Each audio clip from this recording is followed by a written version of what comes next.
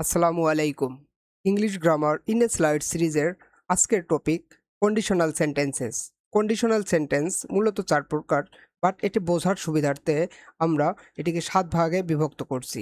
আসলে এই ক্লাসটা যদি আমরা মনোযোগ দিয়ে করি তাহলে আমাদের কন্ডিশনাল সেন্টেন্স নিয়ে কোনো সমস্যা থাকবে না আশা করছি। Let's start. প্রথমে আমরা দেখব জিরো কন্ডিশনাল। জিরো কন্ডিশনাল মূলত আ কোনো বৈজ্ঞানিক সত্য বা সাধারণ সত্য ঘটনাকে বোঝাতে ব্যবহৃত হয়। আমরা উদাহরণ দেখি, ইফ ইউ হিট আইস, যদি তুমি বরফকে হিট দাও, ইট মেল্টস, এটি গলে যাবে। আমরা আরো একটা উদাহরণ দেখতে পারি, uh if you heat water, it boils. অর্থাৎ যদি তুমি পানিকে হিট দাও বা তাপ দাও, ইট বয়েলস, এটি ফুটতে থাকে। হ্যাঁ? যেমন এটার তাহলে স্ট্রাকচারটা কেমন? If plus present comma present, অর্থাৎ ইফ যুক্ত ক্লোজটাও প্রেজেন্ট ইনডিফিনিট টেন্স এবং পরবর্তী প্রিন্সিপাল ক্লোজটাও প্রেজেন্ট ইনডিফিনিট টেন্সে হয়। এরপরে আমরা আসি ফার্স্ট কন্ডিশনাল। ফার্স্ট কন্ডিশনাল কি?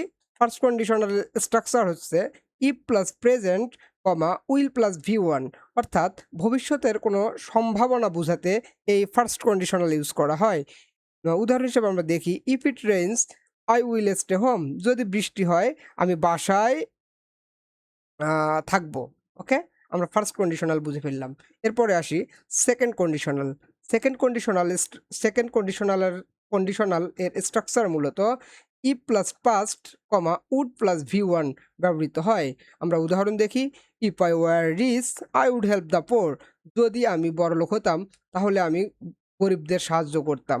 অর্থাৎ বর্তমান বা ভবিষ্যতের কোনো কাল্পনিক অসম্ভাব্য বিষয় তুলে ধরার জন্য সেকেন্ড কন্ডিশনাল ইউজ করা হয়। এরপরে আমরা দেখি থার্ড কন্ডিশনাল। থার্ড কন্ডিশনাল কি? থার্ড কন্ডিশনালের স্ট্রাকচার হচ্ছে if plus past perfect comma would plus would have plus V three used হয়। ওকে, আমরা উদাহরণ দেখি, ইফ আই হ্যাড স্টাডিড, যদি আমি পড়াশোনা করতাম, আই উড হ্যাভ পাস্ট, আমি পাস করতাম। অর্থাৎ পাস্টের কোনো বিষয়ে আমার আফসোস বুঝাতে বা আনরিয়াল পাস্ট বুঝাতে আমরা থার্ড কন্ডিশনাল ইউজ করে থাকি। আম ওকে? এখন আমরা দেখব মূলত আ মিক্সড কন্ডিশনাল আছে মূলত ২ ধরনের। একটা মিক্সড 1 আরেকটা হচ্ছে মিক্সড 2। মিক্সড 1 টা কেমন? If plus past perfect would plus V one এখানে ইউজড হয়। আমরা উদাহরণ হিসেবে দেখি, ইফ আই হ্যাড স্টাডিড, যদি আমি কি করতাম? পড়াশোনা করতাম, আই উড বি সাকসেসফুল। ওকে? আমি কি হতাম? সাকসেসফুল হতাম। এটি মূলত এই থার্ড কন্ডিশনালের একটি ভেরিয়েশন। কেন? দেখেন যে ইফ আই হ্যাড স্টাডিড, এটি মূলত ইফ প্লাস হ্যাড মানে if plus past perfect use হইছে এবং এখানে উড হ্যাভ ইউজ হয়নি, এখানে উড বি ইউজ হইছে। এইটাই মূলত এখানকার বিষয়, যে এখানে দেখেন উড বি চলে আসছে এবং এরপরে কি চলে আসছে? সাকসেসফুল একটা অ্যাডজেক্টিভ। যদি এরপরে একটা সাব ভার্ব থাকতো তাহলে মূলত উড হ্যাভ হইতো। ক্লিয়ার?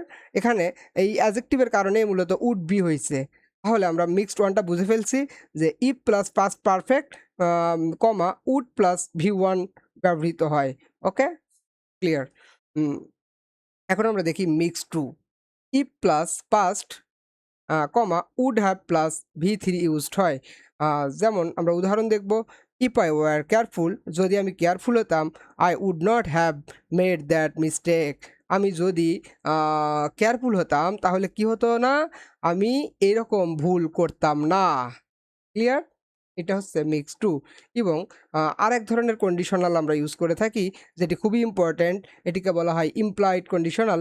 এটি মূলত উইদাউট ইফে ব্যবহৃত হয়। আমরা সবগুলো কন্ডিশনাল দেখলাম যে ইফ দিয়ে ২ টি ক্লোজকে যুক্ত করা হয়, কিন্তু এই ইমপ্লয়েড কন্ডিশনাল এমন এক ধরনের কন্ডিশনাল যেখানে ইফ ছাড়াই মূলত ইফের মতো অর্থ আনা হয়। এটিকে আনা হয় হ্যাডকে সামনে বসিয়ে। হ্যাড আই নোন, যদি আমি হ্যাড আই নোন, আ যদি আমি তাকে চিনতাম, I would have helped you, আমি আ তোমাকে সাহায্য করতাম। যদি আমি জানতাম তাহলে আমি তোমাকে কি করতাম? সাহায্য করতাম। দেখেন, had যখনই সামনে চলে আসবে সেটি মূলত যদির মতো আ আ আ সেন্স দিবে। ক্লিয়ার? যে হ্যাড আই নোন, যখনই হ্যাড আই নোন থাকবে তখনই মূলত আমরা would have plus V3 use করব। ক্লিয়ার? ওকে, আশা করছি আমাদের কন্ডিশনাল নিয়ে সব সমস্যার সমাধান হয়ে যাবে এই একটি ক্লাসেই, এই আশাবাদ ব্যক্ত করছি এবং আগামী ক্লাস দেখার আহ্বান জানিয়ে আমরা এখানেই আজকের ক্লাস শেষ করছি। আসসালামু আলাইকুম।